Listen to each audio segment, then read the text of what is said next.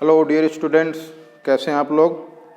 एक बार फिर से आप स्वागत है चैनल में CDIT फिजिक्स। आई होप कि आप लोग पढ़ रहे होंगे। आपका 12th बोर्ड और 10th बोर्ड के रिजल्ट्स भी आने वाले हैं, तो आई होप कि आपका रिजल्ट अच्छा होगा। आपको फिजिक्स के एक एक टॉपिक पढ़ाए जा रहे हैं। हम काइनेमेटिक्स पढ़ रहे हैं। आपको पिछले वीडियो में पता होगा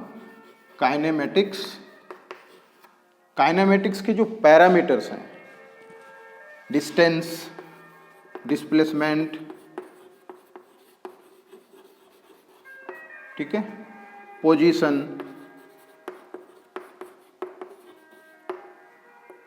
velocity, speed, acceleration and relative velocity, ये कुछ पैरामीटर्स हैं जिनको अगर हम सीखते हैं तो काइनेमेटिक्स हमारे लिए आसान हो जाता है। आपको बताया गया काइनेमेटिक्स मतलब क्या है। मूवमेंट, रेस्ट की बात नहीं हो रही यहाँ, मूवमेंट की, मोशन की बात हो रही। When object in moving position. Distance आपको पढ़ा दिया गया है, डिस्प्लेसमेंट भी आप पढ़ चुके हो, पोजीशन, वेलोसिटी कंप्लीट है। वेलोसिटी में एक क्वेश्चन है, चाहो तो आप लोग करो, वैसे मैं बता चुका हूँ। डायरेक्शन का क्वेश्चन था कि अगर ये कोई आर्बिट्री पाथ है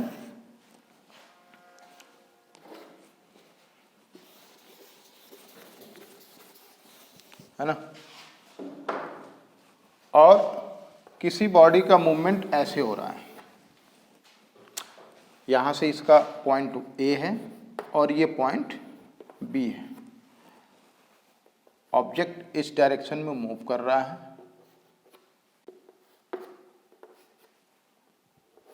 ठीक है, ऐसे पॉइंट A से चल के पॉइंट B पे आ रहा है। आपको इसमें बताना है V एवरेज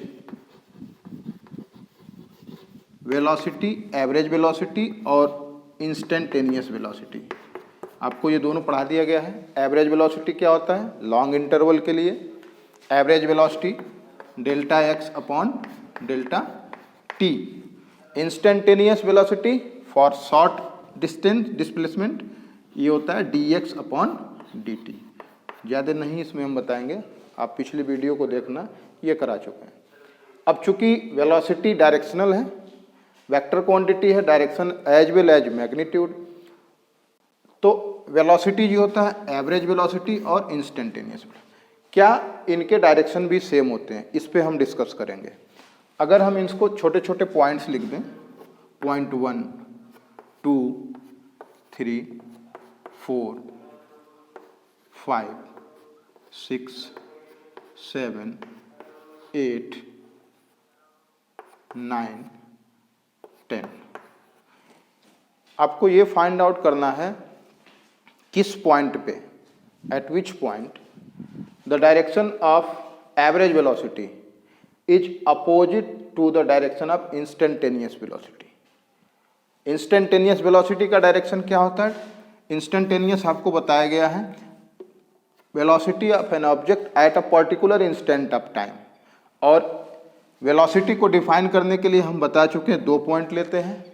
इंस्टेंटेनियस के लिए शॉर्ट रेंज होता है, कोई इस पॉइंट पे अगर हमको इंस्टेंटेनियस वेलोसिटी बताना है तो 2 पॉइंट लेते हैं, इससे आगे और पहले, और इसको स्मॉल डिस्टेंस dx बोलते हैं।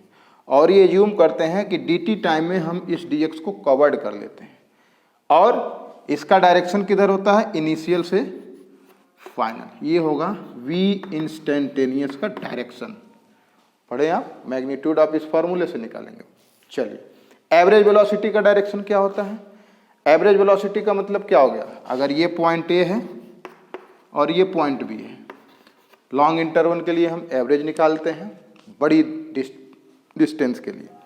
अगर तो ये वेलोसिटी इक्वल टू क्या होता है, आपको पढ़ाया गया है d upon t, displacement upon time. तो डिस्प्लेसमेंट A और B के बीच का क्या है, ये तो है नहीं, ये तो हमारा डिस्टेंस होगा। शॉर्टेस्ट लेंथ ऑफ पाथ, यही होता है ना डिस्प्लेसमेंट।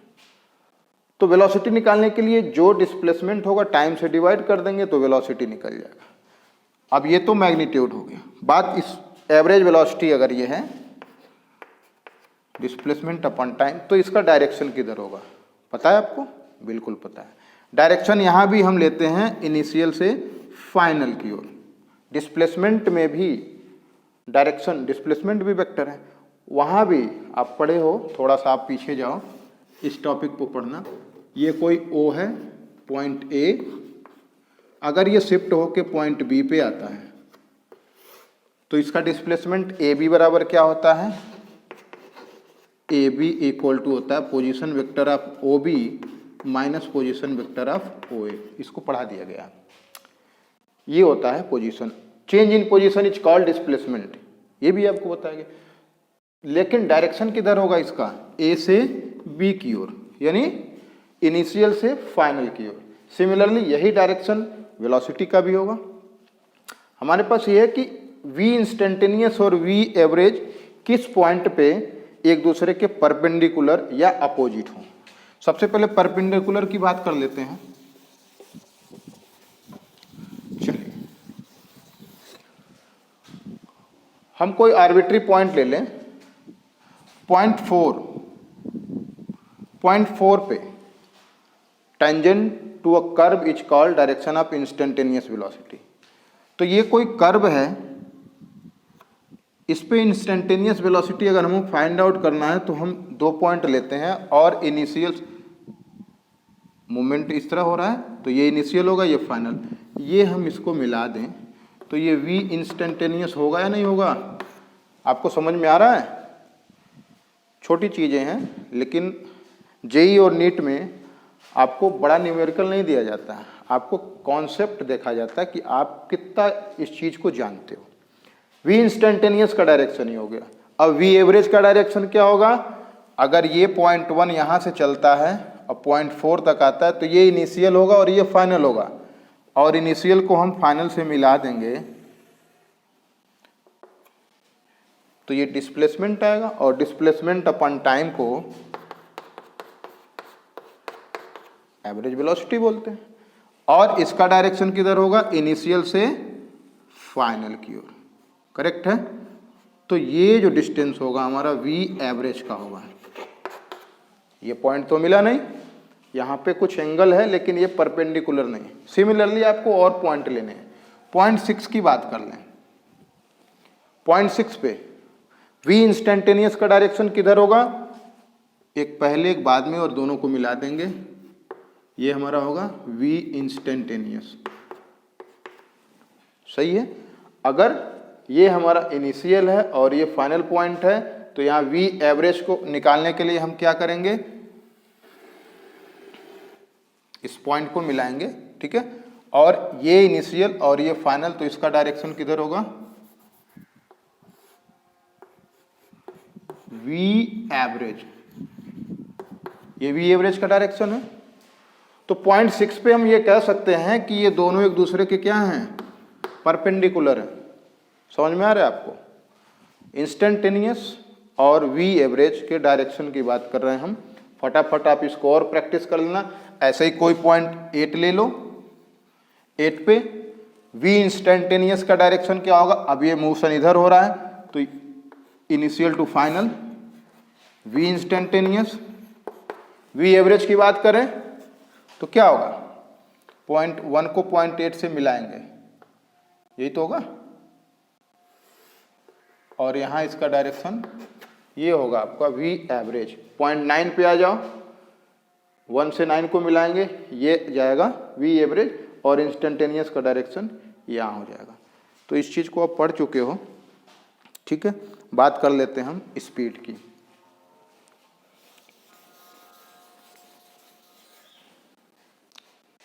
वो कहाँ साफ करने वाला यार, जो लाए थे, कोई बात नहीं। तो नेक्स्ट पैरामीटर जो है हमारा, वो हम बात करेंगे स्पीड की। स्पीड होता क्या है? Distance per unit time. It is the distance travelled per unit time by an object. It is the distance per unit time of an moving object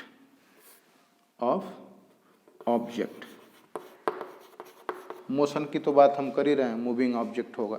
distance travelled per unit time, यानी speed simple formula है, class 10 के बच्चे जानते हैं, distance upon time होता है, ठीक है।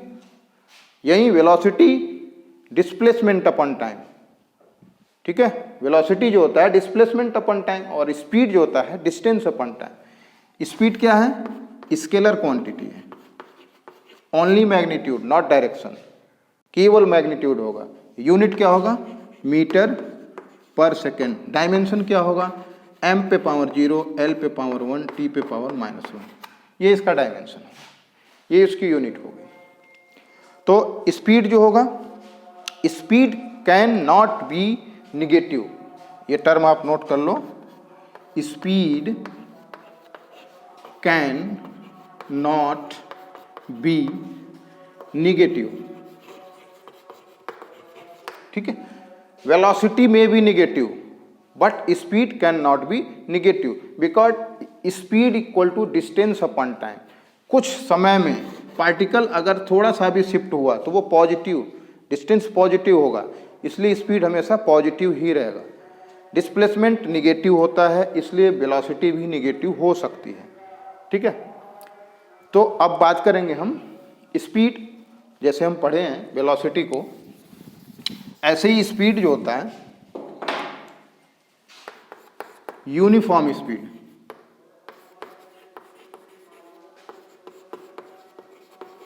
ठीक है। सेकेंड, इंस्टेंटेनियस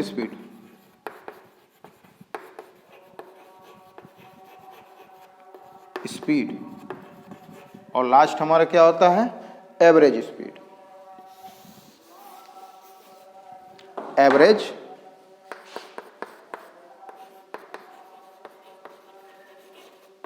स्पीड, तो ये टॉपिक्स हैं, इनको हम पढ़ लें, हमारा स्पीड खत्म हो जाएगा। धीरे धीरे हम एक पैरामीटर और खत्म कर लेंगे। चलिए, तो हम बात कर लें uniform speed. If a body cover equal distance in equal interval of time then body is said to be in uniform speed. एक समान गति, यदि कोई वस्तु समान समय में समान दूरी तय करती है तो उसकी स्पीड को बोलेंगे यूनिफॉर्म स्पीड, एक समान चाल। समझ लें आप इसको, पॉइंट ए पॉइंट बी, इसको हम 3 भाग में डिवाइड कर दें। चलिए, और इसको मान लें O और P, कोई आर्बिट्री पॉइंट ले लिए। अब length of OA equal to x metre, और यही है OP और यही है PB equal to x metre ही है। जो लेंथ ये है वही लेंथ ये है। अगर ये 2 किलोमीटर का इंटरवल है तो ये भी 2 किलोमीटर का, ये भी 2 किलोमीटर। अगर कोई मूविंग ऑब्जेक्ट, कोई साइकिलिस्ट, अगर O से A तक पहुंचने में उसको लगता है 5 मिनट और O से P तक पहुंचने में इससे फिर लगता है 5 मिनट, 5 मिनट, और P से B पहुंचने में फिर लगता है 5 मिनट। इट मीन्स ये जो पैसेंजर्स है, ये जो यात्री है, अपनी चाल को एक समान रूप से बनाए रखा है, इसकी न चाल घट रही है न बढ़ रही। तो ऐसे मोशन को हम बोलते हैं एक समान चाल, यानी यूनिफॉर्म स्पीड, ठीक है। If a body cover equal distance in equal interval of time then body is said to be in uniform speed। चलिए, नेक्स्ट हमारा क्या है? Instantaneous speed.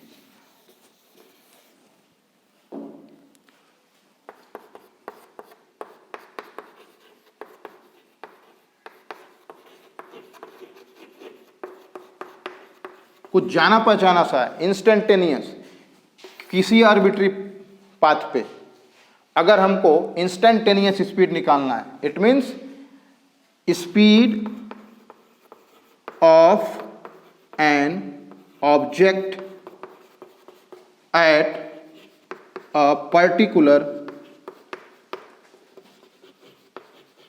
Instant of time, किसी निश्चित दिए हुए समय पे स्पीड बताना है eight a particular instant of time. Same चीज है, इन पर्टिकुलर इंस्टेंट ऑफ टाइम को निकालने के लिए 2 पॉइंट लेते हैं और इनिशियल से फाइनल को मिला देते हैं और इस डिस्टेंस को बोलते हैं dx और टाइम लगता है dt। यहां भी इंस्टेंटेनियस स्पीड जो होगा, instantaneous is equal to dx upon dt। एक चीज सिमिलरिटी आ रही है आपकी कि अगर इंस्टेंटेनियस वेलोसिटी का मैग्नीट्यूड ले लिया जाए तो वो इंस्टेंटेनियस स्पीड के बराबर होगा। ध्यान दीजिए, mod of v instantaneous velocity की बात कर रहे हैं is equal to instantaneous speed. अगर डायरेक्शन की बात हम छोड़ दें तो जो वैल्यू, चूंकि स्मॉल डिस्टेंस है, स्मॉल इंटरवल है, तो जो डिस्टेंस होगा वही डिस्प्लेसमेंट होगा। करेक्ट है, स्मॉल इंटरवल है तो स्ट्रेट लाइन होगा टेंजेंट टू कर्व। अगर ये कोई कर्व है, अगर हम इस पे टेंजेंट डालते हैं तो ये जितना डिस्टेंस होगा उतना ही डिस्प्लेसमेंट भी होगा। इट मीन्स कि जो इंस्टेंटेनियस वेलोसिटी का मॉड होता है वो इंस्टेंटेनियस स्पीड के बराबर हो सकता है या होगा। डायरेक्शन की बात नहीं कर रहे हैं हम, ठीक है, क्योंकि इंस्टेंट स्पीड में कोई डायरेक्शन होता नहीं है, इसलिए डायरेक्शन की बात नहीं करेंगे। बट एक डिफरेंस है। टाइम कितना हुआ?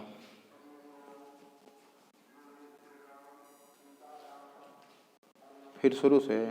हाँ, वही चल रहा है। चूंकि फ्रेंड्स वीडियो लेंथी हो जाने के कारण अपलोडिंग में समस्या आती है, तो इसको हम यहीं कट कर रहे हैं। नेक्स्ट वीडियो भी तुरंत आपको दे रहे हैं। Okay, thank you, cut it.